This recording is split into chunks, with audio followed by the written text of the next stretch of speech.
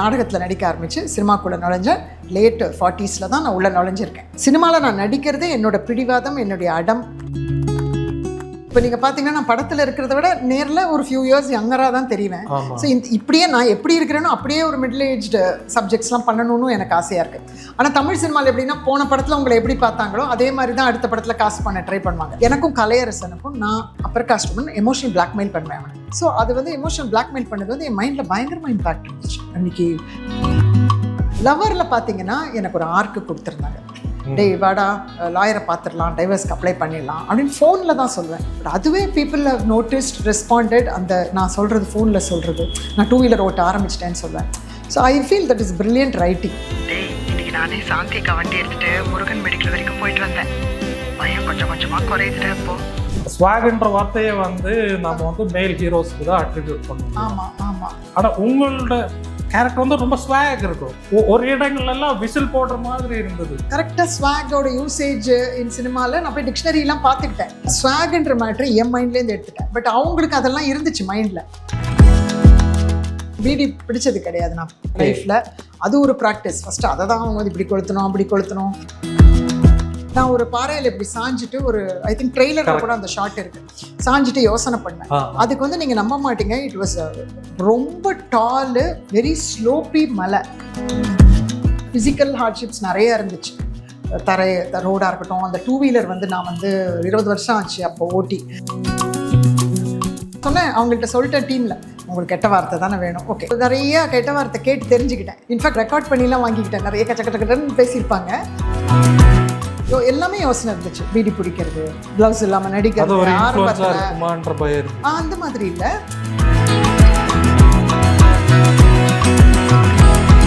High ma'am, welcome to the show. வணக்கம். இந்த படம் நான் போன வருஷம் பார்த்துருக்கேன்.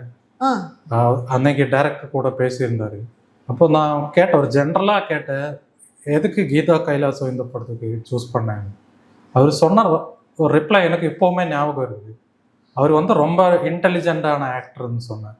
ஓகே, அக்கார்டிங் டு யூ எப்படி ஒரு இன்டெலிஜென்ட்டான ஆக்டர்ன்றது கூட டெஃபினிஷன் என்ன?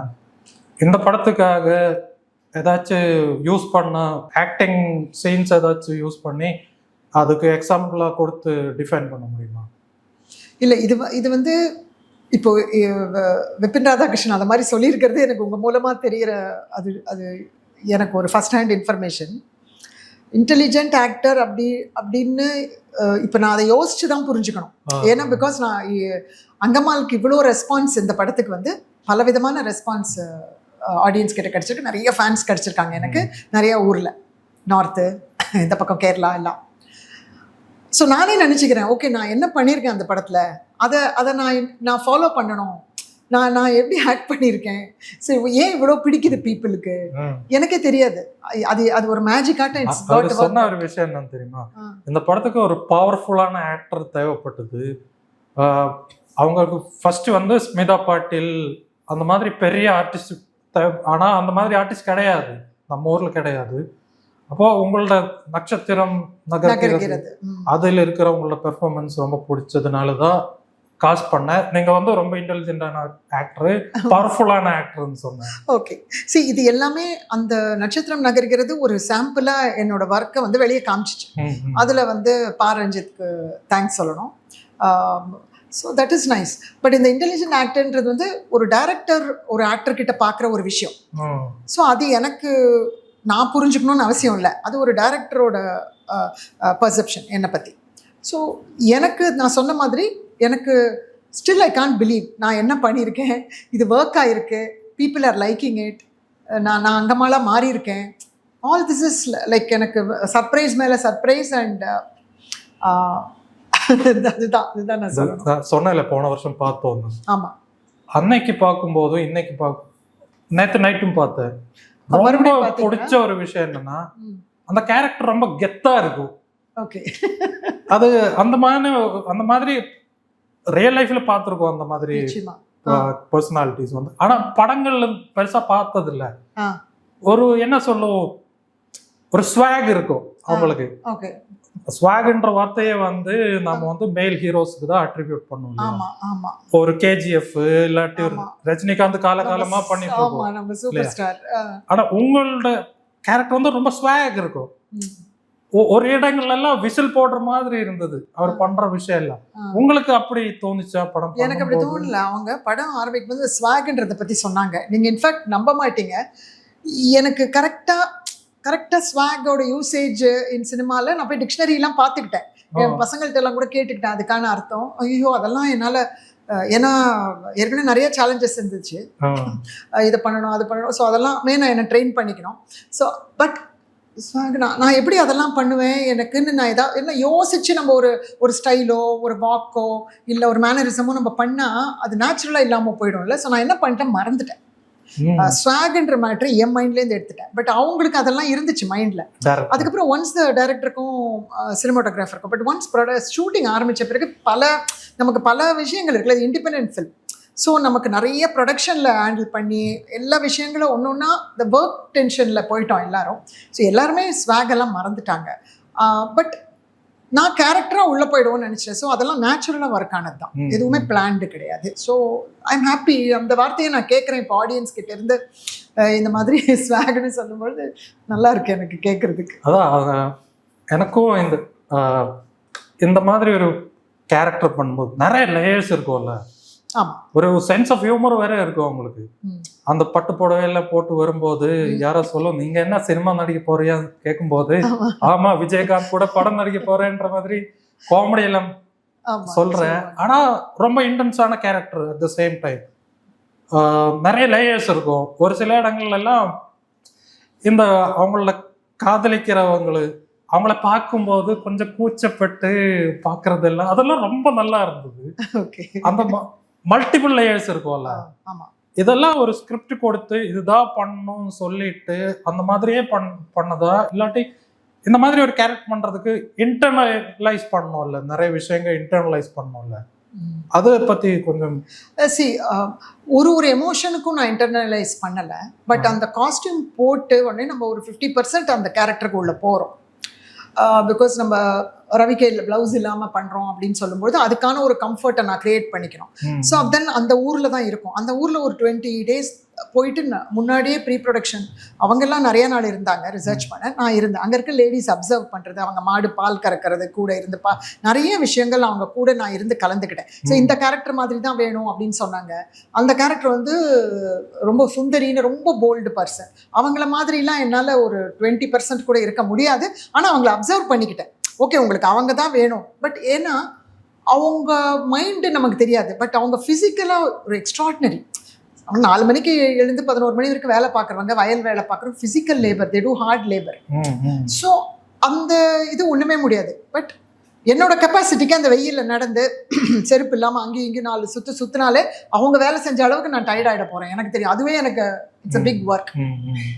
ஸோ அதுவே எனக்கு அந்த ஃபிசிக்கலாக என்ன ஃபிசிக்கல் வேலை செஞ்ச ஒரு ஸ்டேட்டஸ்க்கு கொண்டு வருவோம்னு எனக்கு தெரியும். பட் மற்றபடி நீங்கள் சொல்கிற வந்து அந்த ரொமான்டிக் எமோஷன்ஸ், அந்த எமோஷன்ஸ் அதெல்லாம் வந்து பிளான் பண்ணி அதெல்லாம் வந்து அந்த moment we got the moment, அவ்வளோதான். It just happen. ஸ்கிரிப்டில் உண்டு, ஸ்கிரிப்ட் வாஸ் தேர். பட் அந்த லுக்கோ அந்த மொமெண்ட்டோ whatever I deliver the director liked it. Okay, ஸ்கிரிப்ட்ல இல்லாம பண்ற விஷயம் ஏதாச்சும் சொல்ல முடியும்? ஒரு இடத்துல எனக்கு ரொம்ப பிடிச்ச விஷயம் என்னன்னா, எங்க சைலன்ஸ் தேவைப்படுதோ அங்க சைலன்ஸ் இருக்கும். அவங்களோட பார்வையில அவங்களோட மண்டையில என்ன ஓடிட்டு இருக்கோன்றது புரியும். அது பார்வையிலே புரியும். எங்க டைலாக் தேவைப்படும் அங்க டைலாக் இருக்கும். இந்த சைலன்ஸ்ன்றது அது எல்லாமே ஸ்கிரிப்ட்ல இருந்ததா? டெஃபினட்டா இந்த இடத்துல எல்லாம் சைலன்ஸ் இருக்கும். பட் கப்புள் 1 or 2 திங்ஸ் அந்த லொகேஷன் அந்த மாதிரி விஷயங்களுக்காக அவங்க ஆட் பண்ணியிருப்பாங்க. இப்போ நான் உட்காந்து பீடி பிடிச்சிட்டு இருக்கேன் தனியா ஏதோ யோசனைனா அதுக்கு ஒரு ஸ்பேஸோ ஒரு பாயிண்டோ அங்கே தான் டிசைட் பண்ணுவாங்க. ஏன்னா it's nice open and beautiful. அது எப்படி சொல்லும்? திங்க் அபவுட் சம்திங் அப்படி ஜெனரலா சொல்லுமா? ஸ்பெசிஃபிக்கா இந்த விஷயத்தை பத்தி யோசிக்கணும் அதெல்லாம் சொல்ல மாட்டாங்க. அதெல்லாம் கிடையாது. ஓகே, எதுவுமே கிடையாது. சம்டைம்ஸ் எனக்கு தெரிய கூட தெரியாது. ஸோ இட் இஸ் ஜஸ்ட் அங்கே I will be standing there, அவ்வளோதான். So it is my own mood. நிறையா தடவை இருக்கும் டைலாக் டெலிவரி. டைலாக் சொல்லும்பொழுது அந்த மூடு இருக்குது இல்லைங்களா, அந்த எமோஷன் எல்லாம் கரெக்ட் பண்ணுவாங்க. சைலண்ட் மூமெண்ட்ஸ் எல்லாம் டேக் போகும்பொழுது நமக்கு மோஸ்ட்லி லொக்கேஷன் பக்கத்தில் அவங்களுக்கான அந்த ஒரு ஃப்ரேமுக்காக தான் டேக்ஸ் போயிருக்காங்க. பட் அதுக்குள்ளே நானே கொஞ்சம் கரெக்ட் பண்ணிக்குவேன் அந்த அந்த எமோஷன் லுக்கு அந்த மாதிரி திங்ஸ். ஹாஃப் த டைம் எனக்கு வந்து I won't be aware, like எனக்கு எங்கே கேமரா வைக்கிறாங்கன்னு கூட தெரியாது. இன்னைக்கு கூட எனக்கு அது ப்ராப்ளம் தான். லைக் சம்டைம்ஸ் எனக்கு ஒரு பாசிட்டிவ் தானே கேமரா, அதை நான் இப்போ பாசிட்டிவாக எடுத்துக்கிறேன். பிகாஸ் அங்கே மேலே இஸ் ஒர்க். பிகாஸ் கேமராமேன் எங்கே நிற்கிறாரு, அங்கே நிற்கிறாரு. ஒரு முறை நீங்கள் நம்ப மாட்டீங்க, இந்த தனியாக திங்க் பண்ணுறது வந்து ஒரு பாறையில் என்னோட பேச்சின்ற ஃப்ரெண்டு இறந்த பிறகு நான் ஒரு பாறையில் இப்படி சாஞ்சிட்டு ஒரு ஐ திங்க் ட்ரெய்லரில் கூட அந்த ஷாட் இருக்கு, சாஞ்சிட்டு யோசனை பண்ணேன். அதுக்கு வந்து நீங்கள் நம்ப மாட்டீங்க, இட் வாஸ் ரொம்ப டாலு வெரி ஸ்லோப்பி மலை ஏறணும். எதுக்கு நான் ஏறுறேன்னே தெரியாது எனக்கு. நான் ஏறிட்டேன். எனக்கு கால் வலியெலாம் இருந்துச்சு, இப்போ நீ பெயின்லாம் இருந்துச்சு. அதோடய நான் மேலே ஏறிட்டு ஆக்சுவலாக பார்த்தா அவங்க அதை வந்து மலை மாதிரியே காமிக்கல. இட் இஸ் ஜஸ்ட் ராக், அவ்வளோதான். They just used a rock. So இப்படி பார்க்கும்போது ஏதோ ஒரு சின்ன ராக் பிளெயின் சர்ஃபேஸ், இதுக்கு எதுக்கு நான் மலை ஏறினேன்னு நான் அப்புறம் ரொம்ப யோசித்தேன். பட் அவங்களுக்கு அந்த விஷுவலாக அது தேவைப்பட்டது. ஸோ அது கூட எனக்கு தெரியாது. I just went along and went there. So by the time I go there I was naturally tired.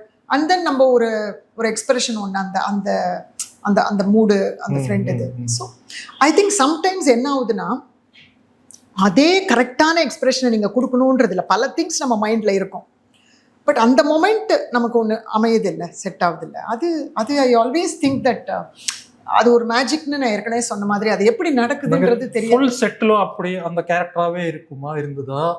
ஓரளவுக்கு அந்த காஸ்டியூமில் இருக்கிற வரைக்கும் நான் இருப்பேன். பட் டைமே இருக்காது. மார்னிங் டு 7 வரைக்கும் ஒர்க் பண்ணுவோம், மறுபடியும் நெக்ஸ்ட் டே மார்னிங் வந்துடுவோம், அவ்வளோதான். அதுக்கப்புறம் கொஞ்சம் நம்ம ஃபிசிக்கல் ஆக்டிவிட்டி ஒர்க் அவுட் பண்ணுறது அந்த மாதிரி எல்லாம் பண்ணிக்குவோம். ஸோ நான் வந்து ப்ரொடியூசராக இருந்திருக்கேன். You must heard about Marmadesam, Ramani versus Ramani, all this Tamil Minbimbangal அப்படின்ற பேனரில் I was into production 15-20 years before. So எனக்குள்ள ஒரு ப்ரொடியூசர் இஸ் தேர். ஸோ மிச்ச டைம்லலாம் I will get involved with production matters, whatever is happening around me. இது நடந்துச்சா, இந்த artist வந்தாங்களா, வரலையாவோ, அந்த ஆர்டிஸ்ட்க்கு எதுவா இஷ்யூவான்னு. So I will be attending to all my co actors are any thing else அந்த மாதிரி. So my friends will tell me, see please go don't get to that அந்த ப்ரொடியூசர் ஷூக்குள்ளே போவாத, நீ ஆக்டர் ஞாபகப்படுத்திட்டு இருப்பாங்க. ஸோ ரொம்ப நானாகவே பர்சனலாக கேரக்டருக்குள்ளே இருந்தேங்க. ஸோ ஃபார் எக்ஸாம்பிள் பார்த்தீங்கன்னா, எக்ஸப்ட் அந்த இவங்க ப்ளவுஸ் போடுன்னு சொல்லும் பொழுது ஏதோ ஒரு 1-2 சீனில் என்னோட டேன் கம்ப்ளீட்டாக போயிடுச்சுன்ட்டு தான் படத்துலேயே மொத்தமாக அந்த ஒரு சீனில் தான் I had to tan myself a little bit. Because ஒரு கேப் விட்டு நாங்கள் எடுத்தோம், பேட்ச் ஒர்க் ஆட்டோம். அப்போது எனக்கு நேச்சுரல் டேன் போயிடுச்சு. Otherwise I sat in the sun. நான் உட்காந்துட்டே இருப்பேன் சன்லேயே. எவ்ரிபடி வில் சே அம்பர்லா கொண்டு வரேன் உள்ளவான்னு. So I got a natural tan and work for the film. So அந்த மாதிரி திங்ஸ் தான். And staying there in the hot sun, like walking without cheppal, and all the time we have the people there. அந்த ஊர் பீப்புளோட already நாங்கள் friend ஆகிட்டோம். So ஸ்லாங்கில் எதனா இருந்துச்சுன்னா கூட we had dialogue writer was there. But still எனக்கு கொஞ்சம் ஸ்லாங் பர்சனலாக செக் பண்ணிக்கிறதுக்கு நான் ஃபோன் காலில் ஐ ஹேட் 3-4 people அந்த ஊர் மக்கள். So I would call them and அப்படி பேசுகிறத கேட்டுட்டு டக்குன்னு இந்த மாதிரி மெத்தட் ஆக்டிங் உங்களுக்கு யூஸ்வலாக மெத்தடே கிடையாது. டயலாக் வந்து நான் live sound. So I have to deliver it then and there இல்லையா. ஸோ ஸ்லாங் இருக்குது, திருநெல்வேலி ஸ்லாங். அது மட்டும் நான் பர்ஃபெக்டாக பேசல, சில இடங்களில் நார்மல் ஸ்லாங் வந்துருச்சு. பட் கூடிய வர I tried my best with the help of the dialogue writer and the ஊர் மக்கள் அந்த மாதிரி. ஸோ அவங்களோட பேசுறது பழகிறது. ஸோ எல்லாமே ஷூட்டிங் வந்து 3-4 days தாங்க. அதுக்கப்புறம் slowly the dialogues drives you. அது உங்களை அப்படியே உங்களை நடிக்க வச்சு கொண்டு போகுது. கோ ஆக்டர்ஸு அந்த சீன் உங்களை கொஞ்சம் கொஞ்சமாக ஸ்டெப்பாக கொண்டு போயிடும். இந்த கோ ஆக்டர்ஸை பற்றி சொன்னேன்ல, படம் பார்க்கும்போது 2 வாட்டி பார்த்து போலும் எனக்கு புரிஞ்ச ஒரு விஷயம், அந்த சின்ன குழந்தைக்கு தான் அந்த அம்மாவை புரியுன்ற மாதிரி. அந்த சின்ன குழந்தைக்கு அவ்வளோ படிப்பு இதெல்லாம் இல்லை, எஜுகேஷனெல்லாம் இல்லை. ஆனாலும் அந்த அம்மாவோட இமோஷன் என்னன்றது புரியுது. அது நீங்கள் பண்ணும்போது எப்படி அது வித்தியாசமாக காமிக்கணும்ல, அதுக்காக ஒரு டிஃப்ரெண்டா ஏதாச்சும் கொண்டு வந்திருந்தீங்களா? அந்த பார்வையில பேசுறது, it's only love, the affection between that grandchild and the grandmother, that's all. So she's noticing her more, she's observing என்ன நடக்குது தன்னை சுத்தின்றதெல்லாம் அந்த குழந்தை கவனிச்சுக்குது, அவ்வளவுதான். ஸோ அது அந்த அந்த ஆல்வேஸ் அது நடக்கும் இல்லை. அந்த ஒரு இப்படி புரிஞ்சுக்கோங்க, ஜென்ரேஷன் அக்ராஸ் வந்து ஒரு புரிதல் ஒன்று நடக்கும். ஸோ அப்படிதான் அது, அந்த மாதிரி தான் நடந்துச்சு. இந்த ஜெனரேஷன் கேப்பை பத்தி அதுதான் மெயின் கதையே வந்து. உங்களை பொறுத்த வரைக்கும் வீட்டுல பெரியவங்க வந்து அடம் பிடிக்கிற இந்த விஷயம் இப்படிதான் நடக்கணும்ன்ற மாதிரி அடம் பிடிக்கிற, எப்படி வாட் இஸ் த பெர்ஃபெக்ட் வே, ஒரு பெர்ஃபெக்டான வே என்னது, அதை டீல் பண்றதுக்கு என்ன பண்ணணும்? இல்ல பெரியவங்க அடம் பிடிக்கிற சொல்றீங்களா, சின்னவங்க பெரியவங்க இப்படி இருக்கணும்? இல்ல, பெரியவங்க அடம் பிடிக்கும் போது அதை எப்படியாச்சும் டீல் பண்ணணும். அதாவது சின்னவங்களுக்கு ஏத்த மாதிரி அட்ஜஸ்ட் பண்ணாம அடம் பிடிக்கும் பொழுது அப்படி சொல்றீங்களா, இல்ல எந்த டைப்? எந்த ஜெனரலா எல்லாருமே பெரியவங்க எல்லாருமே கொஞ்சம் அப்படிதான் இல்ல. ஆமா, ஒரு சில விஷயங்கள் இப்படிதான் வேணும்ன்ற மாதிரி அடம் பிடிக்கும். இருப்பாங்க. அது உங்களோட லைஃப் எக்ஸ்பீரியன்சஸ்ல இருந்து எப்படின்னு சொல்றீங்க? ஆமா, அது வந்து பேசிக்கா கேரக்டர்ஸ் இருக்காங்க. சிலர் வந்து கொஞ்சம் ஃபிளெக்சிபிள் கேரக்டர், டக்கு டக்குன்னு கொஞ்சம் வளைஞ்சு கொடுத்து மற்றவங்களுக்கு ஏற்ற மாதிரி கொஞ்சம் கொஞ்சம் அங்கங்க வளைஞ்சு கொடுத்துக்குவாங்க. பட் சில கேரக்டர்ஸ் இருக்காங்க சுத்தமா வந்து அவங்க போக்குக்கு தான் நீங்க போகணும், அவங்க கொஞ்சம் கூட மாற மாட்டாங்க, கொஞ்சம் கூட மாறாமல் ரொம்ப ஸ்டபர்னாக இருப்பாங்க. அவங்களுக்கு என்ன நம்ம ஏதாவது சில சஜஸ்ட் பண்ணலாம், அது ரொம்ப டிஃபிகல்ட்டாக இருக்கும். அதாவது அவங்க ஒன்று டிபெண்ட்டாகவும் இருப்பாங்க, இல்லை இண்டிபெண்ட்டாக இருந்தாலும் எப்படி இருந்தாலுமே சேர்ந்து வாழும்பொழுது சில சம்திங்ஸ் அவங்க கேட்டுக்கிட்டா நல்லா இருக்கும், கேட்க மாட்டாங்க, அது கஷ்டம்தான். ஸோ அது ஒரு சின்ன சின்ன சண்டைகள் வந்து தான் போயிட்டு இருக்கும், அது ஒன்றுமே பண்ண முடியாது. அதுதான் என்னோட பர்சனல் எக்ஸ்பீரியன்ஸில். அதான் ஒரு படத்தில் ஒரு சீனில் பையன் கேட்கும்ல, நான் அப்படி அந்த டைமில் இப்படி பேசினா இந்த பிரச்சனை எல்லாம் வராமல் இருக்குமான்னு கேட்கும்போது ஒருவேளை மேபின்ற மாதிரி ரெஸ்பான்ஸ் கொடுக்கும். அது ரொம்ப ரொம்ப நல்லா இருக்கும். ஆமாம், ஒன்று கூட கேட்பான், எனக்கு அதே இடத்துல ரொம்ப பிடிக்கும்.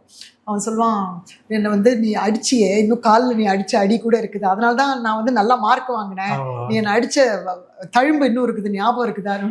ஞாபகம் இல்லைன்னு சொல்லுவேன். இல்லை, எனக்கு ரொம்ப இன்ட்ரெஸ்டிங்கான ஒரு ஆங்கிள் என்னன்னா, படத்தில் ஸ்டார்ட்லேயே சொல்லுவோம், பையன் யாரையோ பார்க்குற, ஏதோ ஒரு பொண்ணை பார்க்குறேன்ற மாதிரி ரொம்ப டெலிபத்திக்காக இருக்கும்ல. அந்த பையனோட மண்டையில் என்ன ஓடுறது, அவங்களோட லைஃப்பில் என்ன ஓடுதுன்றது அவங்க சொல்லாமையே புரிஞ்சுக்குது. ஆனால் பையனுக்கு அப்படி கிடையாது. அது எப்படி அந்த டெலிபதி யூஸ்வலாக ரெண்டு சைட்லும் வரணும். ஆனால் அந்த மதர் அப்படின்றது ஒன்று இருக்குது இல்லை, அம்மா அப்படின்னு ஒன்று இருக்குது இல்லை.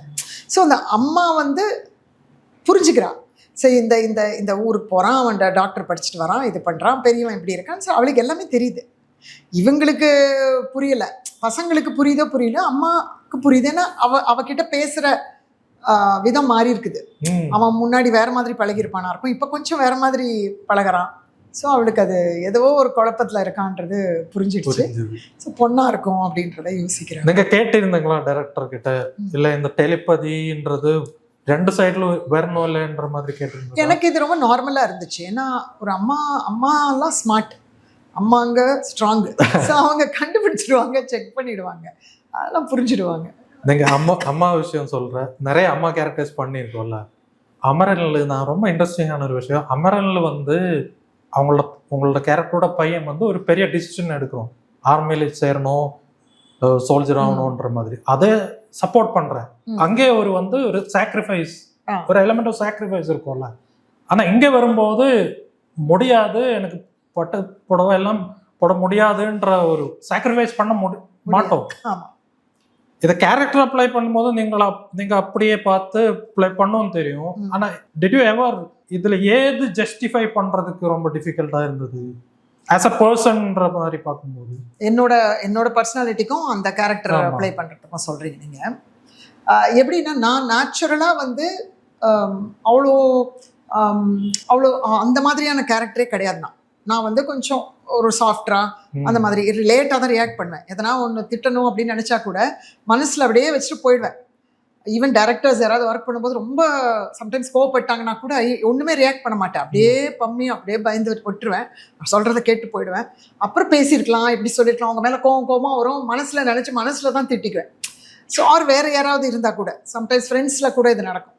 ஸோ எனக்கு ஆப்போசிட் கேரக்டர் அது. ஸோ அதனால எனக்கு அதை ப்ளே பண்ண அந்த ரெண்டு கேரக்டர்ஸ்ல இவங்க ஏதோ ஜஸ்டிஃபை பண்றதுக்கு எது ஈஸியா இருக்கும்? அதாவது நீங்க அமரனோட கம்பேர் பண்ணி ஆமா, ஆமா. சொல்றீங்க. அது ரெண்டுமே வந்து ரொம்ப பெரிய ஒரு ஆமா sacrifice, ஆமா இருக்குது. ஒரு எமோஷனல், ஆமா. இது ரெண்டுமே இருக்கும். ஆமா ஆமா ஆமா அமரன் வந்து நான் என்னோட பர்சனாலிட்டியோட அது கொஞ்சம் மேட்ச் ஆகும். ஏன்னா Okay. பிகாஸ் நான் அந்த மாதிரி தான் கொஞ்சம் ஒரு ஒரு இன்னசென்ட்டாக ஏதாவது வளர்றது, ஏன்டா நிழலில் நின்று விளையாடக்கூடாதான்னு கேட்பேன். அவன் ஆர்மி ட்ரைனிங்கை போய் பார்த்துட்டு கருத்துட்டான்னு சொல்லிட்டு. ஸோ அந்த மாதிரியான ஒரு இன்னசென்ஸோட நம்ம விஷயத்தை புரிஞ்சிக்காமல் வளர்றதெல்லாம் பண்ணுவேன். நான் காமெடியாக பக்கத்தில் இருக்கிறவங்க சிரிச்சிடுவாங்க அண்ட் எமோஷனலாக ஃபீல் பண்ணுறத சொல்லுவேன். ஸோ அதுதான் மேட்ச் ஆகும். இந்த கேரக்டர் வந்து எனக்கு நல்ல ஆப்போசிட் கேரக்டர். அது ஸோ நல்ல சேலஞ்சிங்காக இருந்துச்சு அங்கம்மாள் ப்ளே பண்ணுறதுக்கு. எஸ். இதுக்கு பெஸ்ட் ஆக்டர் அவார்ட் கிடைச்சிருக்கு மெல்போர்ன் இந்தியன் ஃபிலிம். அங்க போய் நிறைய பெரிய ஆர்டிஸ்ட் எல்லாம் மீட் பண்ணோம்ல. நான் சொன்னேன்ல, போன வருஷம் நான் படம் பார்க்கும்போது பேச்சுலரா இருந்தது. படம் பார்க்கும்போது எனக்கு வந்து அந்த சரண் சக்தியோட கேரக்டர் அங்கதான் கொஞ்சம் சைடு போகுது. அம்மாவை பெருசா புரிய மாட்டோம் அப்போ. ஆனா கல்யாணம் பண்றதுக்கு அப்புறம் பார்க்கும்போது ஆமா அம்மா சைடு தான் நியாயம் இல்ல என்ற மாதிரி நினைச்சிருந்தது. ஒரு இன்டர்நேஷனல் ஆடியன்ஸ் ஃபெஸ்டிவல்லாம் போகும்போது இன்டர்நேஷனல் ஆடியன்ஸ் அவங்களோட பார்வை சொல்லும்ல, அதுல உங்களுக்கு புரியாம ஒரு விஷயம், நீங்க நினைச்சு பார்க்காம ஒரு விஷயம் யாராச்சும் சொல்லியிருக்கோம்? அந்த மாதிரி எதுவுமே சொல்லல. அந்த மாதிரி எதுவுமே சொல்லல. கொஞ்சம் அங்கம்மாள் என்ன பண்றாங்க எண்ட்ல அப்படின்றது மட்டும் சில கியூரியஸா சில டவுட்ஸ் எல்லாம் கேட்டாங்க. அது நான் இன்டர்வியூ முடிஞ்ச அப்புறம் சொல்றேன் உங்களுக்கு. இங்க ஸ்பாயிலர் பண்ண வேணாம்னு பாக்குறேன். அந்த மாதிரி தான் கேட்டாங்க. அதர்வைஸ் அவங்க வந்து அங்க அந்த ஃபெஸ்டிவல்ல ஒரு பிக்கஸ்ட் டேக் அவே என்ன, அது என்ன சொல்லுங்க? அங்க வந்து அவங்க வந்து என் கேரக்டர் படமா ரொம்ப பிடிச்சது அவங்களுக்கு. Because it got the best ஃபில்மும் கிடைச்சது அதுக்கு, அந்த படத்துக்கு. என்னோட கேரக்டரும் அவங்களுக்கு ரொம்ப மைண்டில் நின்றுடுச்சு. பிகாஸ் ரொம்ப என்னை வந்து ரொம்ப ஹாப்பியாக they invited me over, you should கம்னு சொல்லி. I had only 2 days time, so I had to rush there. So they said that the whole team was talking about the film, your film Angammal and your character அப்படின்னு சொன்னாங்க. So what they have, அவங்களுக்கு பிடிச்சது என்னன்னா இந்த the son's request இருக்குல்ல, அந்த ரெக்வெஸ்டே வந்து அவசியமே இல்லை. அது வில்லேஜில் இருக்காங்க, அங்கே இருக்காங்க, அப்படியே நார்மலாக அம்மாவை அவன் அப்படியே அக்செப்ட் பண்ணிட்டு நார்மலாக எல்லாமே போயிடலாம். பட் அவனுக்கு ஒரு விஷ் ஒன்று வருதுன்றதே they appreciate. They like the idea of the story. So அதை ரொம்ப இந்த மாதிரி ஒரு படம் பண்ணும்போது ஸ்டார்ட்ல உங்களுக்கு புரியுமா உங்களோட கேரக்டர் தான் மெயின் இல்லையா, அதுல சின்ன ஒரு தப்பு வந்தா ஃபுல்லா படமாவே அஃபெக்ட் பண்ணும். அது கொஞ்சம் இன்டிமிடேட்டிங்கா இருந்ததா ஸ்டார்ட்ல? பெருமாள் முருகனோட ஸ்டோரியும். ஆமா, அந்த ஸ்டோரி அது இவங்க எவ்வளவு சேஞ்ச் பண்ணியிருக்கோம் அதெல்லாம் சொன்னாங்க. பிகாஸ் அவங்க அதை டெவலப் பண்ணியிருக்காங்க, அடாப்ட் பண்ணிட்டு. ஸோ எனக்கு வந்து I want to give my best. So நான் எப்போதுமே ₹1 100 வேலை செய்வேன், அந்த மாதிரி டைப்ஸ். ஸோ நான் வந்து கேம் டோட்டலாக ஐ வாஸ் இன்வால்வ்டு. லைக் அதான் சொன்னேன், ஃபிசிக்கல் ஹார்ட்ஷிப்ஸ் நிறைய இருந்துச்சு. ரோடாக இருக்கட்டும், அந்த 2 வீலர் வந்து நான் வந்து 20 வருஷம் ஆச்சு அப்போ ஓட்டி. ஸோ மறுபடியும் நான் பக்காவா நிறைய ஷார்ட்ஸ் வருமே, நிறைய ஷார்ட்ஸ் வரும். ஆனா ஒரு சில எல்லாம் கொஞ்சம் ஸ்டாட்டிக்கா இருக்கும். வண்டி இல்ல, அது ஓப்பனிங் அந்த கதை சொல்ற சீன்ல மட்டும்தான். ஓப்பனிங்ல ஒரு ஸ்டோரி டெல்லிங் வரும்ல, அந்த ஸ்டோரி டெல்லிங்ல மட்டும்தான் அது வரும். அதுக்கப்புறம் எல்லாம் ப்ராப்பரா முன்னாடி வண்டி ஓட்ட தெரியல. 20 years பேலன்ஸ். திடீர்னு வண்டி எடுக்க பயமா இருந்துச்சு. So went for a class, driving class போயிட்டு ஒரு 10 நாளில் அது பேலன்ஸ் வந்தோடனே it I was like a child. I was so happy. அடடா எனக்கு திரும்பவும் ஓட்ட வந்துருச்சுன்னு சொல்லிட்டு. இவங்க வேற ஒரு அந்த 90s சொல்லிட்டு ரொம்ப ஓட்ட டிவிஎஸ் அது அந்த வண்டி. ஸோ அது பட் ரொம்ப மட் ரோடெல்லாம் பயங்கரமாக இருக்கும், மட் ரோடெல்லாம். ஸோ அதிலெல்லாம் ஓட்டி கொஞ்சம் அது பழகினது. அதுக்கப்புறம் பீடி பிடிச்சது கிடையாது நான் லைஃப்பில். அது ஒரு ப்ராக்டிஸ். ஃபஸ்ட்டு அதை தான் அவங்க வந்து இப்படி கொளுத்தணும் அப்படி கொளுத்தணும் சொல்லி கொடுத்தாங்க. பட் நான் கொளுத்துற ஷாட்டே வராது, நல்ல வேலை. ஏன்னா காற்று அடிச்சுட்டே இருந்தது எப்போதுமே. நிறைய ப்ராக்டிஸ் பண்ணேன். அது இப்படி கை வச்சு அது அணையாமல் இந்த இடத்துல இப்படி தீப்பெட்டியில் பண்ணிவிட்டு தென் இப்படியே பண்ணணும்னா அது ஐ ப்ராக்டிஸ்டு. பால்கனியில் உட்காந்துட்டு நான் நிறைய நாள் ப்ராக்டிஸ் பண்ணேன்.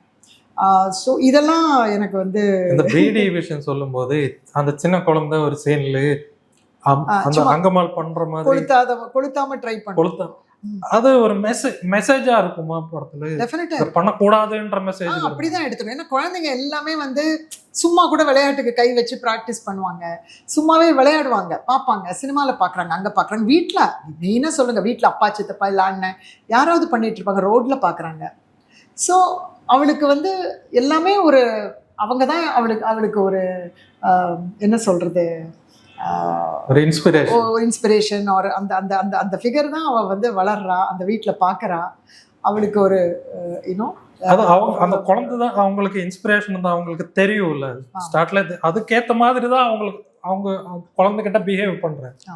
இதெல்லாம் நடிக்கும் போதே உங்களுக்கு ரொம்ப கான்சியஸா இருந்ததா இந்த விஷயம்? இல்லை, எனக்கும் பேத்திக்கான ஒரு ரிலேஷன்ஷிப், ஒரு அன்பு, ஒரு உறவு, அது அவ அண்டர்ஸ்டாண்ட் பண்றது கதை இவங்க பண்ணியிருக்கிற கதையில இருக்கக்கூடிய ஒரு மெயின் விஷயம். ஸோ அது எனக்கு தெரியும். எனக்கும் பேத்திக்கும் ஒரு கனெக்ஷன். எனக்கு என்ன அந்த வீட்டில் லைக் என் பையன், என் மருமவ, அப்புறம் அந்த எப்போதுமே கிராண்ட் சில்ட்ரன் மேலே பாட்டிங்க அஃபெக்ஷனாக இருப்பாங்க. ஸோ த நெக்ஸ்ட்டு அது எனக்கு ஒரு அஃபெக்ஷன் இருக்குது, அவ்வளோதான். ஸோ அந்த அண்டர்ஸ்டாண்டிங் கொஞ்சம் கொஞ்சமாக ஸ்டெப்பாக ஷீ இஸ் ஆல்சோ புரிஞ்சுக்கிறான் அந்த பொண்ணு அப்படின்றது.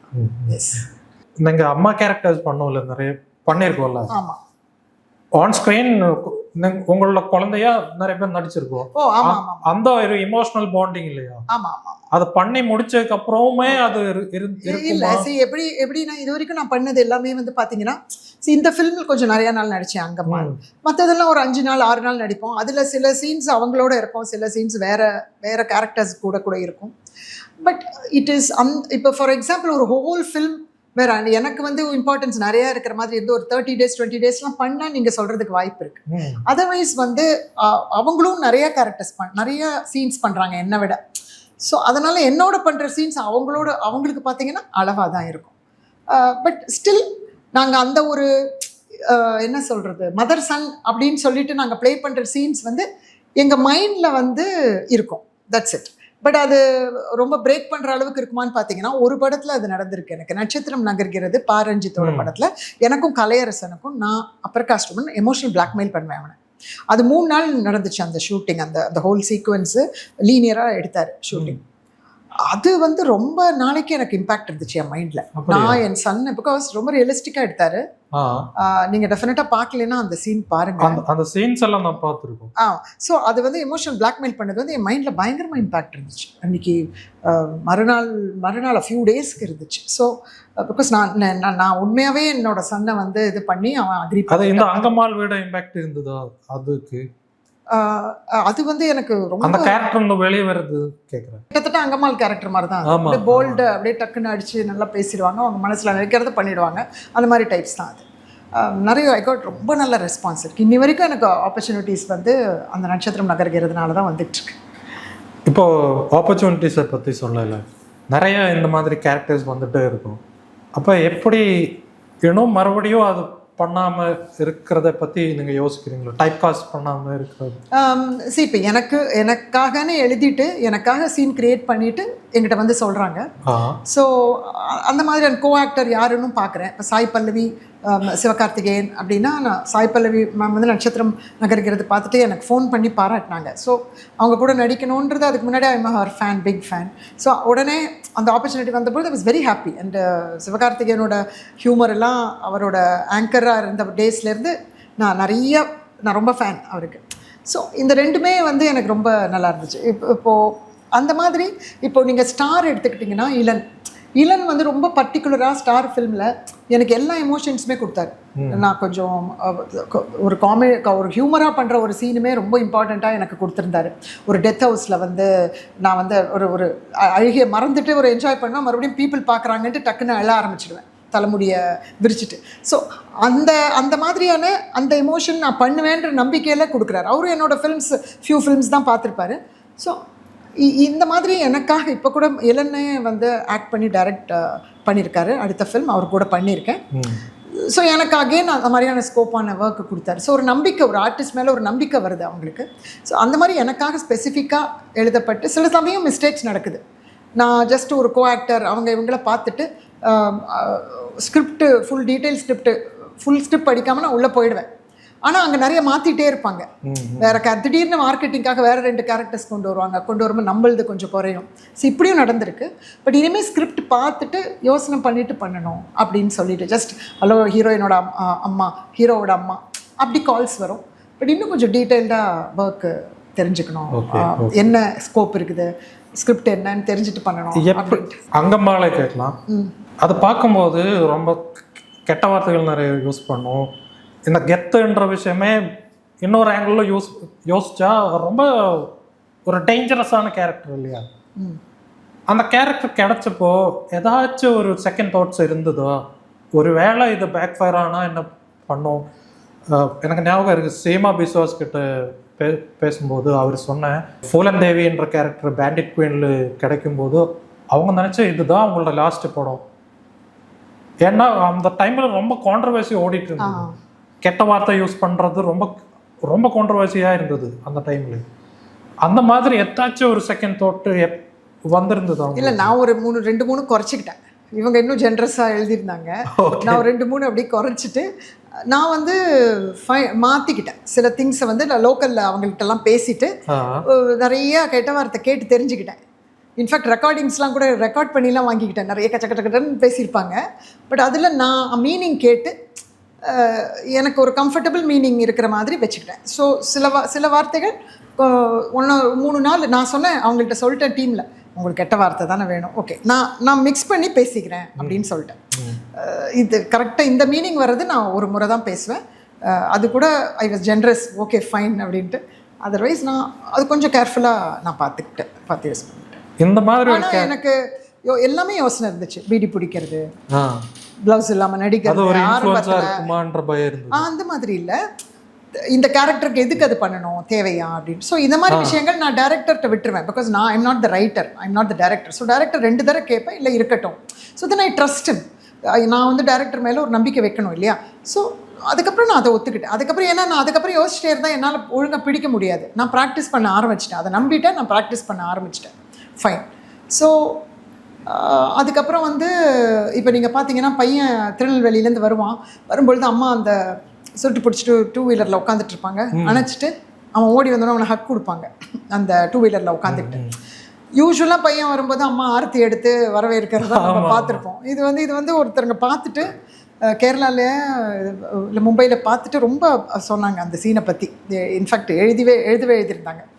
அது நல்லா இருந்தது கேட்குறதுக்கு. ஸோ அவங்க என்னவோ அவங்க உலகத்தில் இருக்காங்க, அவன் வரான், ஓகே வாடா அப்படின்னு கூப்பிட்டுக்கிறாங்க. அப்படி நல்லா தானே இருக்குது அந்த மாதிரி. ஸோ எனக்கு அதுக்கப்புறம் பார்க்கும்பொழுது அது ஒர்க் ஆகிடுச்சு அப்படின்னு தோணுது. அதே மாதிரி ஆண்களோட உட்காந்து பேசுகிற அந்த பெண் வந்து, ஆண் சும்மா உட்காந்துருக்கா, அந்த பெண் பீடி பிடிச்சிக்கிட்டு இருக்கா. அது எனக்கு பார்க்க நல்லா இருந்துச்சு. நடிக்கும் பொழுது நான் ரொம்ப அதை ரொம்ப யோசிக்கல. இதெல்லாமே ஒரு வித்தியாசமா இருக்கும்ன்றது தான் நான் யோசிக்கிறேன். நடிக்கும் பொழுது எனக்கு அது பெருசாக அந்த மாதிரி நான் யோசிக்கல. ஆனால் பார்க்கும் பொழுது எனக்கு அது எனக்கு நல்லா இருந்தது.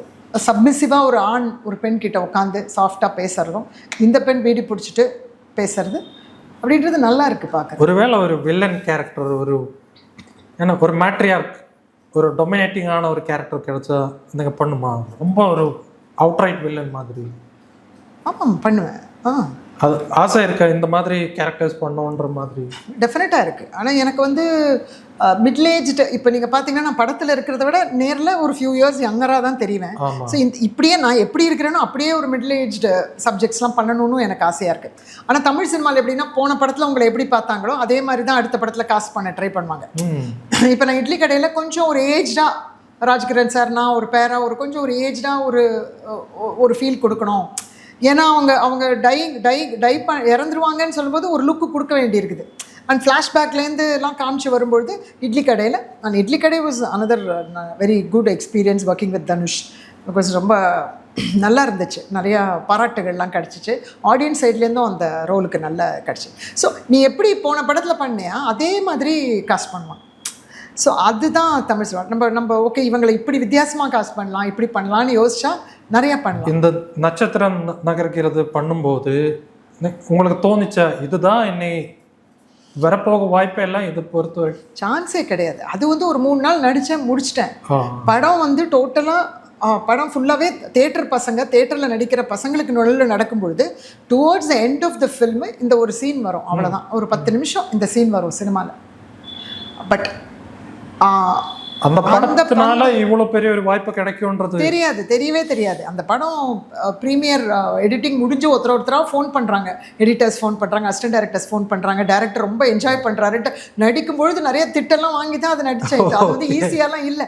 டேரக்டர் என்ஜாய் பண்ணுற டார்க் ஹியூமராக ஒர்க்காக இருக்குது. தேட்டரில் பயங்கரமாக கை தட்டுறாங்க அந்த சீனில் அப்படின்னு சொன்னாங்க. ஸோ அப்போ கூட எனக்கு அது இன்னி வரைக்கும் அதை பற்றின மென்ஷனும், அது எனக்கு வாய்ப்புகள் தேடி கொடுக்கறதும் பண்ணிக்கிட்டு இருக்கேன். பட் அது நடிக்கும்பொழுது தெரியவே தெரியாது. அது ஒரு ஆனால் ஒரு ஆக்டராக நான் ஒரு எக்ஸ்பீரியன்ஸ் பண்ணது வந்து it was a brilliant experience for me. அது ஒரு பெரிய ஃபுல் படம் எனக்கு நடித்ததுக்கான எக்ஸ்பீரியன்ஸ் அந்த ஒரு 3 நாளில் எனக்கு கிடச்சிது. ஸோ அந்த விதத்தில் எஸ். இப்போது நீங்கள் சொன்ன லவ்வர் படம் சொன்னேன், எல்லாம் இந்த ஸ்டாரு, அங்கம்மாள், இதெல்லாமே ஒரு தீம் இருக்கும். லப்பர் பந்து ஒரு தீம் இருக்கும். ஒரு விஷயம் சொல்கிறேன், அது உங்களுக்கு அந்த மாதிரி ஸ்கிரிப்ட் ரொம்ப பிடிக்குமா? அங்கேயே நிறைய படங்கள் பண்ணுறது எனக்கு எப்படின்னா, இப்போ இது வேணும் எனக்கு இது வேணான்ற சாய்ஸ் இல்லை இது வரைக்கும். இன்னி வரைக்கும் பார்த்தீங்கன்னா அவங்க என்னை ஃபிக்ஸ் பண்ணிவிட்டு எனக்கு ஒரு இம்பார்ட்டண்ட்டாக இது வந்து அட்டகத்தி தினேஷ் இவங்க பண்ணுறாங்க ஸ்போர்ட்ஸ்ன்னு சொல்கிறாரு. அவரோட ரைட்டிங் இஸ் அவரோட ஃபஸ்ட் படம் தமிழரசு பச்சைமுத்து அவர்களுக்கு. பட் அவருடைய ரைட்டிங் அவர் நல்லா பண்ணுற ஒரு ஒரு ஒரு கேப்பபிள் டைரக்டர் இருப்பாருன்னு எனக்கு நல்ல நம்பிக்கை இருந்துச்சு. ஸ்கிரிப்ட் ரொம்ப அவர் சொன்ன அவுட்லைன் வந்து ரொம்ப நல்லா இருந்துச்சு. ஸோ ஆனால் எனக்கு வந்து ரொம்ப ஏஜ் உமன் கேரக்டர் தான் கொடுக்குறாரு அதில், ஹீரோயினுக்கு பாட்டி. பட் ஆனால் தினேஷன் அவங்களே வந்து அப்பா அம்மாவாக நடிக்கிறாங்க. ஸோ அதனால் நான் அடுத்த லெவல் நடிக்கிறது எனக்கு ஓகே தான். பட் அந்த சீன் எனக்கான சீன் நீங்கள் தான் பண்ணணும்னு அவர் என்னை ஸ்பெசிஃபிக்காக கூப்பிட்றாரு டைரக்டர். ஸோ அதுக்கு பர்ஃபார்மன்ஸ் தேவைன்னு கூப்பிடும் பொழுது நான் அதை டெஃபினட்டாக நான் அதை மிஸ் பண்ண விரும்பலை. ஆனால் எனக்கு தினேஷ் கூட ஒர்க் பண்ணுறது, அந்த மாதிரி சில ஆக்டர்ஸோட ஒர்க் பண்ணணுன்ற ஒரு ஆசையும் இருந்துச்சு. ஸோ அதனால் நான் டெஃபினட்டாக எனக்கு அது நிறையா பேர் வாங்கி கொடுத்துருக்கேன். இன்ஃபேக்ட் கேரளாவில் நிறைய பேர் லப்பர் பந்து பார்த்துட்டு அந்த என்னோடய ரோலை பற்றி அப்ரிஷியேட் பண்ணியிருக்காங்க. அமரன் லப்பர் பந்து ஒன் ஆஃப்டர் த அதர் வந்துச்சா, ஸோ அதுக்கு நல்ல ரெஸ்பான்ஸும் நல்லா கிடச்சிச்சு. அண்ட் அந்த சீனும் அவர் வந்து ரிஹர்சல்லாம் பண்ணோம். அவர் ரொம்ப ரொம்ப பர்டிகுலராக இருந்தார். அந்த சீன் அவர் எப்படி எடுக்கணும்னு நினச்சாரோ அப்படி எடுத்து அதே மாதிரி அவருக்கு ஒர்க் ஆச்சு. படமே அவருக்கு அப்படி தான் ஒர்க் ஆச்சு. லவ்வரில் பார்த்தீங்கன்னா எனக்கு ஒரு ஆர்க்கு கொடுத்துருந்தாங்க. எனக்கான ஆர்க் இருக்கும் அந்த படத்தில், கொஞ்சம் தான் வருவேன் அந்த படத்தில். ஆனால் நான் இப்படி ஒரு உமனாக என்னோடய ட்ரபிள் மேரேஜ்லேருந்து நான் எப்படி என்ன வெளியே வரேன் அப்படின்னு சொல்கிறது வந்து இன்ஃபேக்ட் எண்டில் வந்து ஒரு ஃபோன் காலில் தான் சொல்லுவேன். டேய் வாடா லாயரை பார்த்துடலாம், டைவர்ஸ்க்கு அப்ளை பண்ணிடலாம் அப்படின்னு ஃபோனில் தான் சொல்லுவேன். அதுதான் என்னோடய கேரக்டர் ஆர்க்கு முடியுது அங்கே தான். பட் அதுவே பீப்புள் ஹவ் நோட்டிஸ்ட், ரெஸ்பாண்டட். அந்த நான் சொல்கிறது ஃபோனில் சொல்கிறது, நான் 2 வீலர் ஓட்ட ஆரம்பிச்சிட்டேன்னு சொல்வேன். So I feel that is brilliant writing. Because யூஸ்வலாக அந்த மாதிரி மதர் கேரக்டர் ஆர்க் கொடுத்து முடிக்க மாட்டாங்க. ஸோ அது விஷயம் வந்து ரொம்ப நல்லா இருந்துச்சு. அந்த விஷயம் அந்த மெல்பர்ன் ஃபெஸ்டிவல் அங்கே இன்னும் போகணும்னு நினைக்கிறேன். நிறைய ஆர்டிஸ்ட் வந்திருந்தோம்ல, மை மெல்பர்ன்ற ஒரு படத்தோட டேரக்டர்ஸ் எல்லாம் அங்கே இருந்தாங்க. அவரெல்லாம் என்ன சொன்ன, ஆமீர் கான் சார் என்ன சொன்ன படத்தை? ஆமீர் கான் சார் படம் பார்த்தாரான்னு தெரியல. அரவிந்த் சாமி வாஸ் தேர். அவர் நிறைய பாராட்டினார் படத்தை பற்றி. மற்ற அவங்க எல்லாமே இது வெரி ஹாப்பி, ஒரு தமிழ் படம் அங்கே இருக்குது, ஸோ நான் நடிச்சிருக்கிறேன். அரவிந்த் சாமி வந்து நான் முக்கியமாக சொல்லணும், பிகாஸ் அவர் வந்து ஆரம்ப கட்டத்தில் என்னை நவரசால ரௌத்ரம் அப்படின்னு சொல்லிட்டு ஒரு எபிசோட் நான் அவர் கூட பண்ணேன். அப்போது நான் சார்பட்டா தான் நடிச்சிருந்தேன், இன்னொரு படம் நடிச்சிருந்தேன், அவ்வளோதான், 2-3 படம். ஸோ எனக்கு அது ரொம்ப ஆரம்ப கட்டம். பட் எனக்கு ஒரு பெரிய ரோல் கொடுத்துருந்தாரு அதில், ஆல்மோஸ்ட் லீட் ரோல். அண்ட் அதுவும் நான் என்கிட்ட அப்படியே கொடுத்துட்டாரு. லைக் இந்த சென்ஸ் அவர் ரொம்ப ஒர்க் ஆகுது தான் சொல்வாரே ஒழிய நடிக்கிறத பற்றி எனக்கு ஃப்ரீடம் கொடுத்துட்டாரு. லைக் நான் பெரிய ஆக்டர்னு நினச்சிட்டாருன்னு நினைக்கிறேன். ஸோ நானும் அதை என்ன ஒரு பெரிய ஆக்டர் நினச்சிக்கிட்டு நடிச்சிட்டேன். நீங்கள் உங்களை பற்றி அப்படி நினைக்கலையா? இல்லை, நினச்சிக்கிட்டு நடிச்சிட்டேன். அப்படி தான் நினச்சிக்கிட்டு நடித்தேன். பிகாஸ் அது ஒர்க் ஆகிடுச்சு. அதுவும் இன்னி வரைக்கும் நட்சத்திரம் மாதிரி எனக்கு வாய்ப்புகள் தேடி கொடுத்துட்ருக்கு நவரசால ரௌத்ரம். ஸோ அவரை அங்கே பார்த்தது, அவர் அங்கே இருக்கும் பொழுது நான் அவார்ட் வாங்கினது, என்னோட ஒன் ஆஃப் த டைரக்டர்ஸ் இருக்கார் அப்படின்றது ஐ வாஸ் வெரி வெரி ஹாப்பி. மற்றபடி கோ ஆக்டர்ஸோட எல்லாம் நாங்கள் வந்து ஒரு வின்னர்ஸ் பேனல்னு ஒன்று இருந்துச்சு. ஸோ நாங்கள் எல்லோரும் சேர்ந்து ஆடியன்ஸ் அண்ட் ப்ரெஸ் கொஸ்டின் பண்ணி நாங்கள் எல்லாருமே பேசிகிட்டு இருந்தோம். அதுக்கு எங்களுக்கு அது ரொம்ப நல்லா இருந்துச்சு. அது நாங்கள் எல்லாருமே எங்களுடைய தாட்ஸை சொல்கிறது, அந்த மாதிரி விஷயங்கள் நடந்துச்சு. ஓகே, ஃபியூச்சர் ப்ராஜெக்ட்ஸ் இனி வரப்போன ஜிவி பிரகாஷ் இளன் படம், அது வந்து ஹியூமர். அது ஒரு இதை பார்த்து இந்த ஃபெஸ்டிவல் போனதுக்கப்புறம் அதர் லாங்குவேஜ் ஏதாச்சும் ஆஃபர்ஸ் வந்துருக்கு? இல்லை, இன்னும் இல்லை. இப்போ கேரளா ரிலீஸ் பிளான் பண்ணுறோம். அதுக்கப்புறம் ஏதாவது மலையாளம் ஃபிலிம்ஸ் வருமானு தெரியல. எல்லாருக்குமே மலையாளம் ஃபிலிம் நினைப்போம். ஆனால் இது வந்து மலையாளம் அங்கே கேரளாவில் இருக்கிற டைரக்டர் வந்து இங்கே தமிழ் படம் எடுத்திருக்காரு.